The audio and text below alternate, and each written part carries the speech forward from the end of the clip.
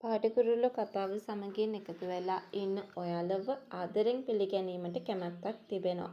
ඉතින් මම අද වීඩියෝ එක තුළින් කතා කිරීමට යන්නේ ඒ තමයි ඉදිරියට නිම්නාවිව ඔෆිස් එකේදී කෙවින්ගේ තාත්තා මුණ ගැහෙනවා. මොකද ඒකට හේතුව තමයි කෙවින් මංජිත ලොකුම බොරුව කරලා තියෙන්නේ මේ ගෑනු ළමයාට. ඒ වගේම මේ නිම්නාවිගේ ගෙදර අයට මුණ දෙන්න බැරි තත්ත්වයක් පවා උදා වෙලා තියෙනවා. ඒ වගේම මංජිතගේ රස්සාව නම් නැති කරලා දාන්න ඕනි කියන තැන තමයි ඉන්නේ. මංජිතට විතරක් නෙවෙයි දෙන්නටම තමන්ගේ දරුවෝ විදියට තමයි සැලකුවේ. ඉතින් කොහොම වුණත් කෙවින්ට වගේම තැනක් මංජිතටත් තිබුණා. හැබැයි ඒ වුණත් මේ දෙන්න එකතු වෙලා කරලා තියෙන ලොකු වැරද්දක් කියන දේත් එක්ක මංජිතට දෙන දඬුවම ඒ විදියටම කෙවින්ටත් දෙන්න ඕනි කියන තැන තමයි ඔන්න තාත්තා ඉන්නේ. හැබැයි මේ හැමදේම වෙනස් කරන්න නිම්නාවිට පුළුවන් වේවිද? අපි අද ඒ ගැන මේ වීඩියෝ එක තුලින් කතා කරමු. ඉතින් වීඩියෝ එකට යන්නට මත්තෙන් මතක් කරනවා මේ වගේ වීඩියෝස් දිනපතාම බලන්නට ඔයාට chance එකක් සහ උනන්දුවක් තියෙනවා කියලා. ඔයා හොඳටම විශ්වාස කරගෙන ඉන්න කෙනෙක් නම් ඔයාට පුළුවන්කම තියෙනවා මගේ channel එක subscribe කරලා මාත් එක්ක එකතු වෙන්න. ඒ වගේම like කරන්න, comment කරන්න, තවත් නොදන්න යාළුවෙක් වෙනුවෙන් share කරන්නත් අමතක කරන තැනටපත් වෙන්න එපා කියන කතාව ගැන. මම මේ වෙලාවේ හොඳින්ම ඔයාව දැනුවත් කරන කතාව බවට පත් කරගෙන තියෙනවා කියන කතාව තමයි අද වීඩියෝ එක තුලින්ම අපි හැමෝම මේ වෙලාවේදීත් කතා කරන්නට උවමනාවක් තියාගෙන ඉන්නේ කියන කතාව ගැන. අද වීඩියෝ එක හරහා අපි හැමෝම මතක් කළ යුතු දේවල් අතර තියෙනවා. කොහොමනත් නිම්නාවිව හොයාගන්න ලැබෙන්නේ කෙවින් මංජිත ඇතුළු යාළුවෝ මහන්සි වෙලා වැඩ කරන නිසා පොලිසියට කලින් මේ කට්ටියට නිම්නාවිව හොයාගන්න පුළුවන්කම ලැබෙනවා.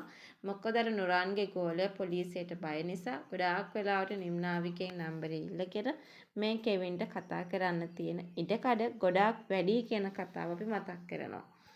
ඒ විතරක් නෙමෙයි තව දෙයක් වෙන්න තියෙන ඉඩකඩ වැඩි. ඒ තමයි අනිවාර්යෙන් නුරාන්වත් කතා කරලා ලොකු තර්ජනයක් කරන්න ගිහිල්ලා ලොකු ප්‍රශ්නයක් ඇති කර ගනීවි කියන කතාව ගැන මම මේ වෙලාවේදී ඔයාට මතක් කරලා දෙන්නට සූදානමක් එකතු කරගන්නවා කියලායි කියන්නේ. මොනක් තව දෙයක් මම මේ වෙලාවේදී කතා කිරීමට සූදානමක් තියාගෙන ඉන්නවා කියන කතාව ගැන මතක් කරනවා. ඒ තමයි නිම්නාවිව හොයාගත්තට පස්සේ අනිවාර්යෙන් නිම්නාවිව ගෙන්නනවා කෙවින්ගේ තාත්තා. ඒ වගේම මේ නිම්නාවට වෙච්ච අපහසුතාවයට ලොකු මුදලක් පවා ගෙවන්නට තීරණයක් අරගෙන තියෙනවා කියන කතාව අපිට මතක් කරන්න පුළුවන්. නිම්නාවට කිසිම කරදරයක් උනේ නැති එක. හැබැයි නිම්නාවේ ලොකු මානසික පීඩනයක හිටපු එක ගැන අනිවාර්යයෙන්ම කෙවින්ගේ තාත්තා ගොඩාක් පසුතැවෙනවා, දුක් වෙනවා. තමන්ගේ දරුවෝ වෙනුවෙන් සමාව ගන්නත් අමතක කරන්නේ නැහැ.